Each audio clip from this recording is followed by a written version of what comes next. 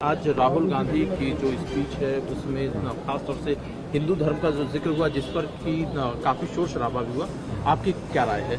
देखिए, ऐसा है अब क्योंकि वो उनकी स्पीच है, उन्होंने किन परिस्थितियों को और क्या किन विषयों को ध्यान में रख के दी है, मैं उस पर ज़्यादा कुछ नहीं कहना चाहता। मेरा कहना ये है, सदन बुनियादी मुद्दों और जनता की उन चर्चा को लेकर जो फील्ड से ग्राउंड से आ रही है, तो सदन में उन मुद्दों पर चर्चा होनी जरूरी है, जिस पर आज काफ़ी चर्चा हुई भी है और भविष्य में मुझे उम्मीद लगती है कि आगे भी चर्चा बढ़ेगी। अभी भी सदन चल रहा है, चर्चा चल रही।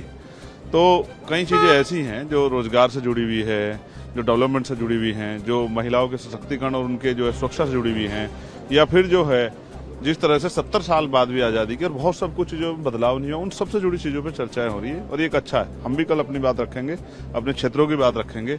तो आज मुझे धर्म का बहुत सारा ज्ञान सदन से मिला। बेसिकली हम जो पॉलिटिक्स करते हैं वो मुद्दों आधारित पॉलिटिक्स है, उसमें हम लोग धर्म को इन्वॉल्व नहीं करते, क्योंकि जैसे धर्म आएगा तो बुनियादी मुद्दों से दूरी हो जाएगी।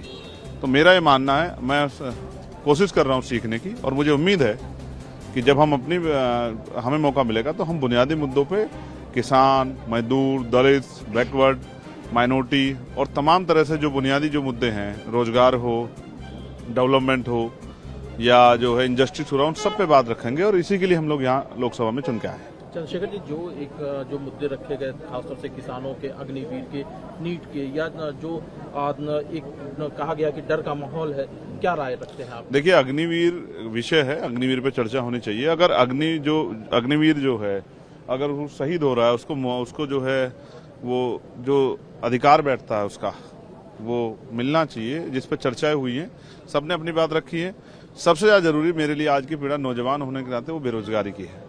और जब जिस तरह से निजीकरण हुआ है, मुझे लगता है सरकार डिपार्टमेंट तो है नहीं, प्राइवेट सेक्टर में जिस तरह क्रैश हुआ है एक लंबे समय से प्राइवेट सेक्टर, तो जो छोटी जॉब्स थी लगभग वो खत्म हो गई है।